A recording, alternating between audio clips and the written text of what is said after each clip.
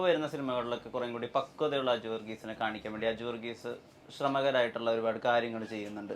ഇപ്പോൾ ഏറ്റവും അടുത്ത് കണ്ട ഐഡന്റിറ്റിയിൽ ഉൾപ്പെടെ മീശയൊക്കെ പഠിച്ച് സാധാരണ രഞ്ജി പണിക്കരൊക്കെ ചെയ്യുന്ന വേഷമാണ് അതിൽ അജു വർഗീസ് പോർട്രേ ചെയ്തിട്ടുള്ളത്. സാധാരണ രഞ്ജി പണിക്കർ കാലോലക്സ് ഒക്കെ ചെയ്യുന്ന ഒരു പ്രധാന ക്രൂഷ്യൽ റോളാണ്, മനസ്സിലായല്ലോ. അപ്പൊ അതിന് അതിൻ്റെതായ പ്രാധാന്യമുണ്ട്. അപ്പൊ ഈ ചുവടുമാറ്റം എനിക്ക് തോന്നുന്നു നായകനാവാൻ വയ്യ, അതായത് നായകനായി കഴിഞ്ഞാൽ അതിന്റെ ഒരുപാട് റെസ്പോൺസിബിലിറ്റീസ് ഉണ്ടല്ലോ, അത് എടുക്കാൻ വയ്യാത്ത അജു വർഗീസ് എന്നാണ് വരുന്നത്. അല്ല, ഒരു ഞാൻ അദ്ദേഹത്തിനോട് ഒരു വട്ടം ചോദിച്ചത് എന്താണ് ഈ ബേസിലിനെ പോലെ അല്ലെങ്കിൽ ഷറഫിനെ പോലെ ഒന്നും നായകനാവാത്തതെന്ന്, കൊമേഴ്ഷ്യൽ ടെംപ്ലേറ്റോടുകൂടി നായകനാവാത്തതെന്ന്. അതിൽ അദ്ദേഹം എന്നോട് പറഞ്ഞത് എനിക്ക് വയ്യ എന്നാണ്. എന്താണ് ഈ വയ്യ? എനിക്ക് പിന്നെ ഉത്തരവാദിത്വം, റിസ്ക്, ഇത് രണ്ടും ഹ്യൂജ് ആണ്. നായകൻ എന്ന് പറയുന്നത് കുട്ടേട്ടൻ എന്നോട് പറഞ്ഞ എനിക്ക് ഭയങ്കര റിലേറ്റബിൾ ആണ്. അദ്ദേഹം വെരി സീനിയർ, കമ്പയർ ചെയ്ത് പറയല്ല, പക്ഷെ എനിക്ക് ആ സ്വാതന്ത്ര്യം ഉള്ളത് കൊണ്ട് ഞാൻ സംസാരിച്ച വേളകളിൽ അദ്ദേഹം പറഞ്ഞ ഒരു കാര്യം എനിക്ക് ഭയങ്കര, നായകന്മാർക്ക് എപ്പോഴും ഒരു ഗ്രാഫാണ്. സ്ഥിര സിനിമ, കൊമേഴ്ഷ്യൽ സിനിമകളുടെ നായകന്മാർക്ക് ഒരു ഗ്രാഫാണ് അല്ലേ? ഒരു കോൺഫ്ലിക്റ്റ് ഉണ്ടാവുന്നു, വിജയിക്കുന്നു, നായികയെ കിട്ടുന്നു, അല്ലെങ്കിൽ ഇതാണല്ലോ കൂടുതൽ. ഇന്ന് മലയാള സിനിമ മാറുന്നു എന്നുള്ളത് എക്സെപ്ഷണലാണ്. മറ്റ് ഇൻഡസ്ട്രിയിലൊന്നും മാറ്റമൊന്നുമില്ല. കുട്ടേട്ടന് പറഞ്ഞിരുന്നു അദ്ദേഹത്തിന് ലുക്ക് ചേഞ്ചസ് ഇഷ്ടമാണ്, അതിൽ എക്സ്പെരിമെന്റ് ചെയ്യാൻ ഇഷ്ടമാണ്. അദ്ദേഹം പറഞ്ഞിരുന്നു മാഫിയയിലാണെന്ന് തോന്നുന്നു ഒരു ഷോട്ട് എടുക്കാൻ അദ്ദേഹത്തിന് കാലിൽ അതില് അതെ, അപ്പൊ അദ്ദേഹത്തിന്റെ കോൺടസയിൽ വന്നിറങ്ങിയിട്ട് ക്ലോസ് എടുക്കുന്നത്, അപ്പൊ ഇതിട്ടില്ല, ക്ലോസിൽ അറിയില്ല. പക്ഷെ അദ്ദേഹം പറഞ്ഞു എനിക്ക് അത് വേണം, അതുണ്ടെങ്കിൽ എനിക്ക് ആ ക്യാരക്ടറിൽ ഉള്ള ഒരു പെർഫെക്ഷൻ ഫീൽ ചെയ്യുന്നുള്ളൂ. എന്നിട്ട് ആ ഷോട്ടിന് അത് ഇട്ടു. അപ്പൊ അങ്ങനെ ഞാൻ പതുക്കെ ഇവരോടൊക്കെ ഉള്ള ഇന്ററാക്ഷൻസ് നമ്മൾ ഒരുപാട് ടെക്സ്റ്റ് ബുക്ക് പോലെ കാണുന്നത്, ഒരു ലെക്ചർ ക്ലാസ് പോലെ കാണുന്നത്. നാച്ചുറലി എനിക്ക് അതിലൊരു ഇൻക്ലേഷൻ ഫീൽ ചെയ്തിട്ടുണ്ട്. കാര്യം ഞാൻ വിശ്വസിക്കുന്നു രൂപമാറ്റം ഫസ്റ്റ് ഒരു ക്യാരക്ടറിന്റെ ഫസ്റ്റ് പ്രൈമറി സ്റ്റെപ്പാണ്. അത് കിട്ടിയാൽ എനിക്ക് അവിടുന്ന് എന്തെങ്കിലും ഒരു അഡീഷൻ ഫീൽ ചെയ്യിക്കാം. ബോഡി ലാംഗ്വേജ് ഒന്നും ഞാൻ ക്ലെയിം ചെയ്യുന്നില്ല, ഒന്നും മാറ്റം വന്നിട്ടുണ്ടാവില്ല, അവർക്കൊക്കെ മാറ്റം വരും. ഹീറോ എന്ന് പറയുമ്പോൾ പലപ്പോഴും അത് പോസിബിൾ അല്ല. ഹീറോയ്ക്ക് വില്ലൻ ആവാൻ പറ്റില്ല, ഹീറോയ്ക്ക് ചെറ്റയാവാൻ പറ്റില്ല. ഹീറോയ്ക്ക് ഇപ്പോൾ കോമഡി ചെയ്യുന്ന സമയത്ത് എൻ്റെ ഒരു സ്വാതന്ത്ര്യം എങ്ങനെ വേണേലും എനിക്ക് കയ്യും കാലും വെക്കാം. നായക നടൻ ഡയലോഗ് പറയുമ്പോൾ ഇങ്ങനെയൊക്കെ എന്ന് പറഞ്ഞു കഴിഞ്ഞാൽ ഭയങ്കര അരോചകമായിരിക്കും. മറ്റ് കഥാപാത്ര വേഷങ്ങൾക്ക് അതൊന്നും വേണ്ട. അപ്പോൾ തോന്നുന്നത് ചെയ്താൽ പോലും ആ കഥാപാത്രത്തിന്റെ ഒരു ചേഷ്ടയായി അതിനെ വായിക്കാം. ആ ഫ്രീഡം ഞാൻ എൻജോയ് ചെയ്യും. അപ്പൊ മറ്റേത് കുറച്ചുകൂടി റെസ്ട്രിക്ഷൻ ഉണ്ട്. ഞാൻ ഈ അടുത്ത് ആസിഫ് അലി എന്നോട് ഒരു അഭിമുഖത്തിൽ പറഞ്ഞൊരു കാര്യം, ആസിഫ് എന്നോട് പറഞ്ഞ കാര്യം, അജു വർഗീസ് ആണ് ആസിഫോട് പറഞ്ഞത്, ഒരു എല്ലാ നടന്മാരും മീശയും താടി മുഴുവനായിട്ട് വടിച്ചു കളയണം, ക്ലീൻ ഷേവ് ചെയ്യണം, എന്നിട്ട് വെപ്പ് മീശയും വെപ്പ് താടിയും ഒട്ടിച്ച് നോക്കണം. അപ്പൊ നമ്മൾ ഓരോ സിനിമയിലും ചെയ്യുന്ന ഓരോ ഭാവങ്ങളും മാറി മാറിക്കൊണ്ടിരിക്കും. എന്താ വെച്ച് കഴിഞ്ഞാൽ മീശ ഒട്ടിക്കുമ്പോ ഈ പശ കാരണം ഇവിടെ ഒട്ടിയിരിക്കും. അപ്പൊ നമ്മൾ എടാന്ന് വിളിക്കുമ്പോ മറ്റേ ഇപ്പൊ എടാന്ന് വിളിക്കുന്നത് എടാന്നായിപ്പോ. അപ്പൊ എന്തെങ്കിലുമൊക്കെ ആക്ടിങ് വ്യത്യാസം തോന്നും. ഇത് practically the legend Jagadish Sreekumar സാറാണ് എന്നും ക്ലീൻ ഷേവ് ആയി നടന്നതും, എന്നും അറ്റാച്ച്മെന്റ്. പ്രേം നസീർ സാർ ഞാൻ കേട്ടിട്ടുണ്ട്, അദ്ദേഹം അങ്ങനെ ആയിരുന്നു. ഇവരൊക്കെ ചിലപ്പോൾ അതിൽ നിന്ന് ഈ റീസൺ കണ്ടിട്ടുണ്ടാവാം. എനിക്കൊരിക്കലും അവരോട് ചോദിക്കാനുള്ള ഭാഗ്യം കിട്ടിയിട്ടില്ല. പക്ഷെ ഇത് ബേസിനോട് ഞാൻ പറഞ്ഞിട്ടുണ്ട്, മിക്കവരോട് ഞാൻ പറഞ്ഞിട്ടുണ്ട്. അതെ അതെ അതെ. വിനീതിനെ കുഞ്ഞിരാമായണത്തിൽ മീശ ഒട്ടിപ്പിച്ച ഞാൻ. അതെ അതെ അതെ. കാര്യം വേറൊന്നുമല്ല, രൂപം മാറുമ്പം നമ്മൾ കണ്ണാടി നോക്കുമ്പോൾ നമ്മൾ വേറൊരാളാന്ന് തോന്നുമ്പം എവിടെയോ ചിലപ്പം നമ്മൾക്ക് ഹെൽപ്പ് ചെയ്യും ആ മേക്ക് ബിലീഫ് ഉണ്ടാക്കാൻ.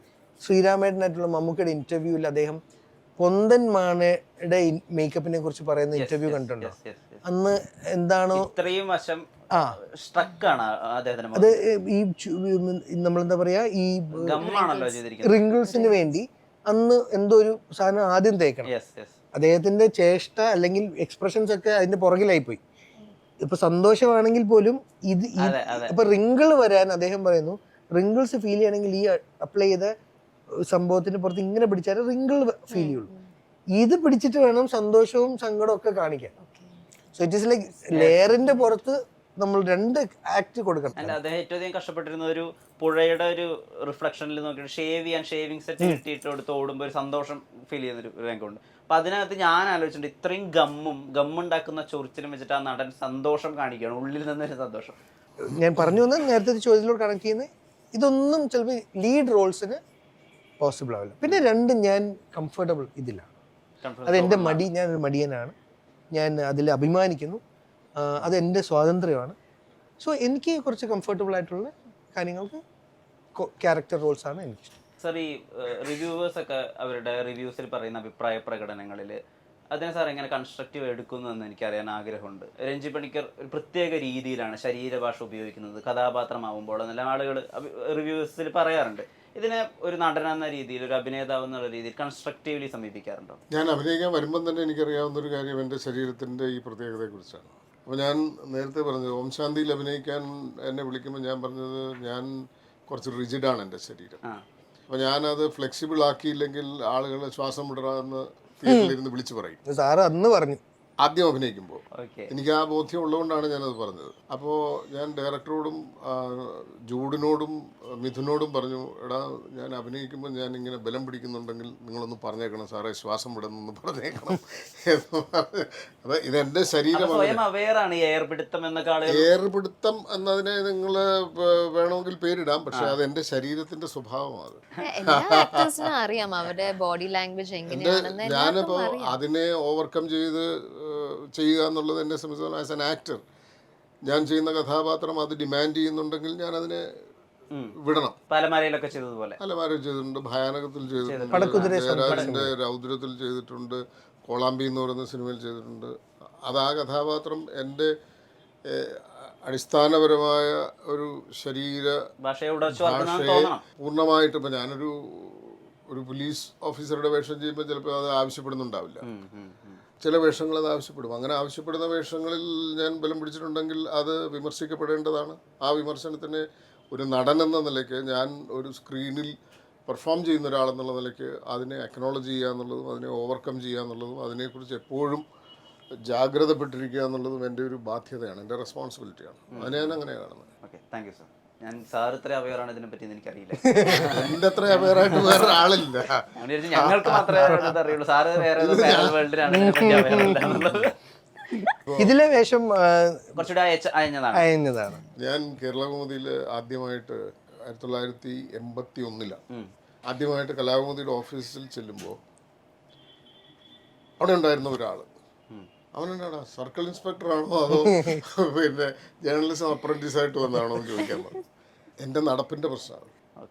എനിക്ക് ഇങ്ങനെ തല ഉയർത്തിപ്പിടിച്ച് നടക്കുക എന്ന് പറയുന്നൊരു ശീലം ഞാൻ സ്വയം ഉണ്ടാക്കിയതല്ലാതെ എൻ്റെ ശരീരത്തിലുണ്ട്. അപ്പോൾ അതിനെക്കുറിച്ച് എനിക്ക് നല്ല ബോധ്യമുണ്ട്. അഭിനയിക്കുമ്പോഴല്ല ഇത് പറഞ്ഞത്. അത് ഏറ്റവും ഒരു ആക്ടറിന് പ്ലസ് ആയി മാറുന്ന സ്ഥലമാണ് ക്യാപ്റ്റൻ ഗോദയിലെ. ഗോവയിലുണ്ട്, അതിരനിലുണ്ട്. അത്തരം ആ ഒരു പോസ്റ്റർ ഡിമാൻഡ് ചെയ്യുന്ന ഒരുപാട് വേഷങ്ങൾ ഞാൻ ചെയ്തിട്ടുണ്ട്. ചിലപ്പം അത്തരം ഒരു വേഷത്തിന് എന്നെ വിളിക്കുന്നത് ചിലപ്പോൾ ഇത് കൊണ്ടുകൂടിയാണ്. ഇതെല്ലാവർക്കും ഉണ്ട്. ഇപ്പം മോഹൻലാൽ ഒരു സൈഡ് ചെരിഞ്ഞ് നടക്കുന്നത് ആദ്യകാലത്ത് ഭയങ്കരമായ വിമർശനങ്ങൾ. പിന്നെ മോഹൻലാൽ അതിൻ്റെയൊക്കെ അപ്പുറത്തേക്ക് വേറെ അയാളിൽ അല്ലെങ്കിൽ അദ്ദേഹത്തിലെ ഒരു അഭിനയത്തിൻ്റെ മറ്റ് ശൃംഗങ്ങളിലേക്ക് അദ്ദേഹം സഞ്ചരിച്ചപ്പോൾ ഇതൊക്കെ നിസ്സാരമായി മാറി. മമ്മൂക്കയ്ക്ക് ഒരു കാലിനേക്കാൾ ഒരല്പം നീളം കുറവുണ്ട്. അത് ആദ്യകാലങ്ങളിൽ പുള്ളിയെ വല്ലാണ്ട് വിഷമിപ്പിച്ചിരുന്നു. പിന്നെ അത് ഒരു ഭയങ്കര സംഭവമായിട്ട് അദ്ദേഹം ഉപയോഗിച്ചത് അമരത്തിലൊരു ഷോട്ടുണ്ട്, ഈ കൊച്ചിനെ തോളെ വെച്ചിട്ട് കടൽപ്പുറത്തൂടെ നടക്കുന്ന ഒരു ഷോട്ടുണ്ട്. അതിലൂടെ അദ്ദേഹം ഉണ്ടാക്കിയെടുക്കുന്ന ഒരു റിഥമുണ്ട്. It's possible. ഒരാൾക്ക് അയാളുടെ ശരീരത്തിലുള്ള ഇത്തരം കാര്യങ്ങളെക്കുറിച്ച് ബോധ്യമുണ്ടാവുക എന്ന് പറയുന്നത് തീർച്ചയായിട്ടും